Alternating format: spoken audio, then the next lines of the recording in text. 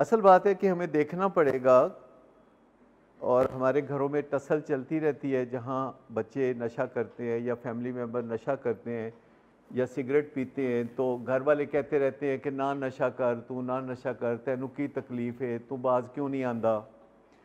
लेकिन सवाल पैदा होता है कि क्या कभी फैमिली मेम्बर्स ने इस तरह सोचा कि उस असल वजह का पता चलाए, उस असल कॉन्स्पिरेसी का पता चलाए, उस असल साजिश का पता चलाए कि ये करता क्यों है, नशा बाज क्यों नहीं आता। क्या कभी इस पे गौर किया आपने? कुछ चीज़ें होती हैं जो गौर व फिक्र के लिए होती हैं। मिसाल के तौर पर मैं एक आपको मिसाल देता हूँ कि ये कोरोना के बाद बहुत अवेयरनेस पैदा हुई है हाथ धोने के बारे में, और हाथ जो धोना है वो आम लोगों ने भी बहुत ज़्यादा कर दिया है, हाथ मिलाना छोड़ दिया है, एक दूसरे के जिस्म को टच करना भी लोगों ने छोड़ दिया है। लेकिन एक अस्पताल में एक मसला पैदा हुआ जिसके बारे में बात की गई, और वो मसला ये था कि अस्पताल में एक प्रोफेसर साहब हैं जो कि वार्ड का राउंड करते हैं, और जब वो वार्ड का राउंड करते हैं तो उनके साथ कोई 10-20 डॉक्टर, छोटे मोटे निक्के बड़े डॉक्टर होते हैं, नर्सें होती हैं, और वो राउंड करते हैं। और पहले वो मेल वार्ड में जाते हैं, फिर वो फीमेल वार्ड में जाते हैं जहाँ 50-50 बेड होते हैं, वो बड़ा हॉस्पिटल है, और वो एक मरीज़ को छूते हैं, फिर किसी दूसरे मरीज़ के फाइल को छूते हैं, फिर वो बिस्तर को छूते हैं, और फिर सारे का सारा गौल डॉक्टरों समेत वो अगले बेड पे चले जाते हैं, फिर वो अगले बेड पे चले जाते हैं, फिर वो अगले बेड पे चले जाते हैं, और हाथ कोई नहीं धोते।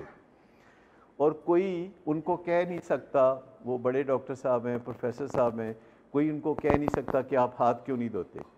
तो मैं आपसे पूछना चाह रहा हूँ, अगर आप गौर करें तो आप में से कोई मुझे बताएगा कि वो हाथ क्यों नहीं धोते? कौन सी प्रिकॉशन? नहीं तो वो ना वो करते हैं ना सैनिटाइज करते हो, तो हम ये कहीं ना कि वो हाथ क्यों नहीं धोते जी? उनको पता नहीं कि हाथ धोना चाहिए। नहीं, मैं नहीं मानता जी, उनकी आदत नहीं है, वो तो ऑब्वियस है, उनको आदत होती तो वो धोते। असल वजह बताएं, असल वजह क्यों नहीं? सर वो असल में प्रोफेसर है ना, खुद इसलिए। आपका मतलब है कि वो एरोगेंट है? वो एरोगेंट है, वो कहता है मैनू कौन पूछ सकता है, मैं हाथ तो मैं किन्नू कह रहा हूँ, मैनू कह रहे हो। ठीक, तो वो एक वजह ये आपने सही कही, एक वजह ये है कि he is big time, larger than life size, तो मैनू किन्ने पूछना है, मैं नहीं हाथ धोवांगा तो की होएगा। एक वजह ये है। दूसरी वजह बताइए। अपनी तो इम्यूनिटी ते काम कर रहे होंगे तो मरीज़ों की इम्यूनिटी का की बनेगा? एक मरीज़ के जरासीम दूसरी बेड पे, दूसरे के तीसरी बेड पे, एक वार्ड से दूसरे वार्ड पे, और वो गौल का गौल लेके इस तरह उड़ते हुए जा रहे होते हैं। नहीं, उनको पता है। ये नहीं हो सकता कि प्रोफेसर साहब को पता ना हो। ये नहीं पता कि हमारे इन प्रोफेसर साहबान को पता नहीं है कि नशा बुरी चीज़ है। आप में से किसी को पता ना हो कि नशा कोई बहुत तबाहकुन चीज़ है? सबको पता है। नहीं, पता होता है जी। नहीं, ये भी नहीं वजह।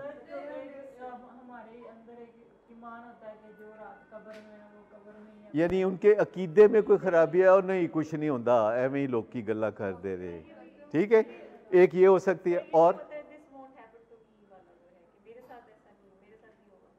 और कोई वजह जी? ऑब्वियसली, क्योंकि वो कहते हैं मैनू कौन कह सकता है। पर और वजह बताइए।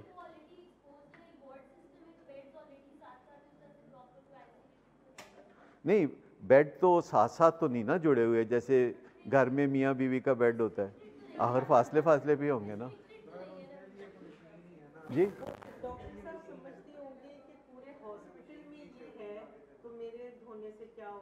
नहीं नहीं, उनको सब पता है कि SOPs क्या है। 2-3 दिन पहले मैं PC में गया खाना खाने, पहली दफ़ा कोरोना के बाद, तो मैंने उनको बोला कि मीनू किधर है, तो उन्होंने कहा जी मीनू कोई नहीं, ए तुसी अपना सैल फोन कड्डो तो यह जड़ा निशान है ना, ये उत्ते तुसी लगाओ तो तुहाडे सैल फोन दे मीनू नज़र आन लग पेगा। तो मैं क्या एड्डी तकलीफ मैं क्यों करा, मैं खाना खान आया। तो वो कहते हैं कि एक्चुअली SOPs हैं कि आप मेन्यू को पकड़ेंगे, वो मेन्यू किसी और टेबल पे जाएगा, वहाँ कोई पकड़ेगा। तो ये जो स्टैंड है छोटा सा, इसके ऊपर ये जो छोटी सी तस्वीर है, इसकी तस्वीर आप उतारेंगे तो फौरी तौर पर आपके सेल फ़ोन में मेन्यू आ जाएगा, तो आप वहाँ से ऑर्डर कर दीजिए।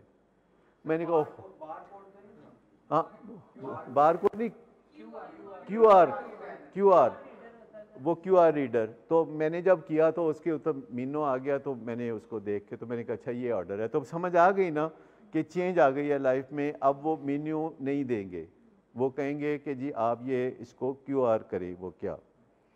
अच्छा, अब वो प्रोफेसर साहब जो है, एक वजह तो ये है कि वो एरोगेंट हो सकते हैं, बड़े हो सकते हैं, लार्जर देन लाइफ साइज हो सकते हैं।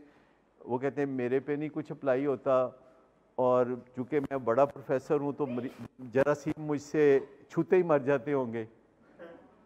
और क्या वजह हो सकती है? अब आपको वजह पता होनी चाहिए, क्योंकि जब आप वजह पता होंगी, देखिए एक वजह पता चल गई कि वो एरोगेंट है, इसका मतलब है कि अस्पताल की कोई बड़ी अथॉरिटी उनको कहेगी, कोई हेल्थ सेक्रेटरी उनको कहेगा, या उनको हेल्थ मिनिस्टर।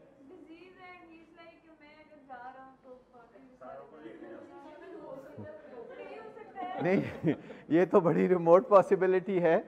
बात यह है कि एक वजह पता चल जाए तो हम हल कर लेते हैं। तो एरोगेंस का हल ये है कि उनको कोई हाई एप, बहुत बड़ा कोई डॉक्टर, उनसे भी 9 गज का ज़्यादा लंबा डॉक्टर उन्हें कहेगा, तो फिर और क्या वजूहात है, सारी वजूहात पता नहीं है जी।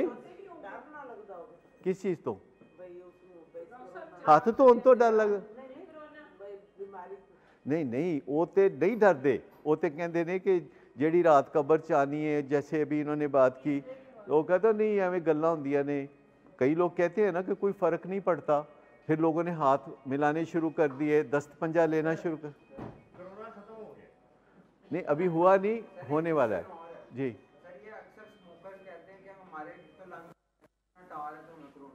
चले मैं बता देता हूँ, वो प्रोफेसर साहब सिगरेट नहीं पीते। वैसे मुझे नहीं पता कि इतना होता है जी।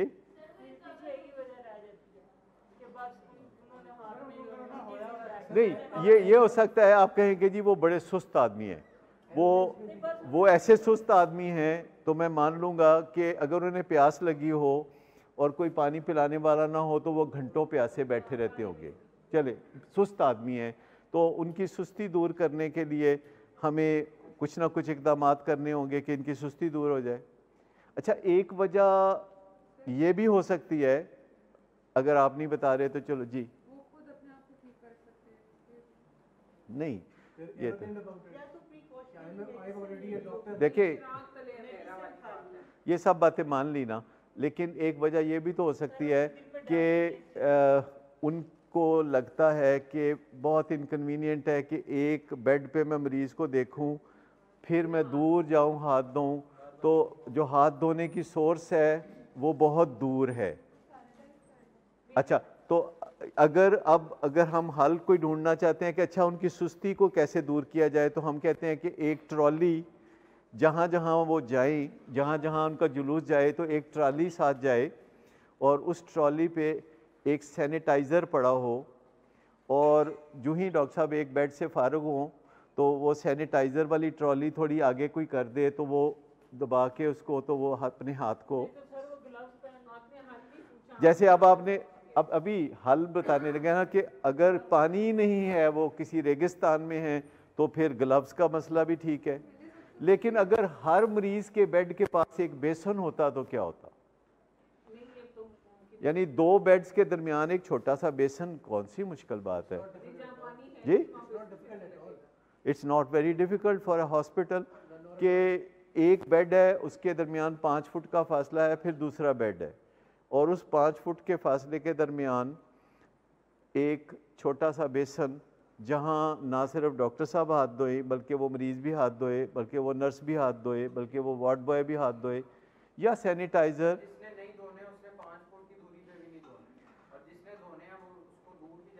नहीं, फ़र्क तो पड़ता है, फ़र्क तो पड़ता है, जिसे प्रोपिनक्विटी कहते हैं। प्रोपिनक्विटी का मतलब ये है कुर्बतें और फासलों का।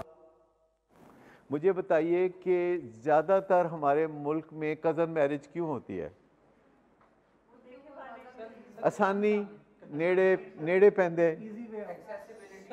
नेड़े पैंदे ने, ठीक है। और फिर और भी जहाँ जहाँ कहीं फासले नहीं होते, कुर्बतें होती हैं, वहाँ मोहब्बतें डेवलप होती हैं और वहाँ शादियाँ होती हैं। कहीं ना कहीं कुर्बतों और फासलों का ताल्लुक होता है, कहीं ना कहीं कुर्बतों और फासलों को इस्तेमाल किया जाता है चीज़ों को बढ़ाने या कम करने में। तो वजह पता चली उनकी एरोगेंस, दूसरी वजह पता चली कि वो है सुस्तुल वजूद, तीसरी वजह पता चली कि जो हैंड सैनिटाइजेशन है उसके लिए बंदोबस्त करीब में नहीं है।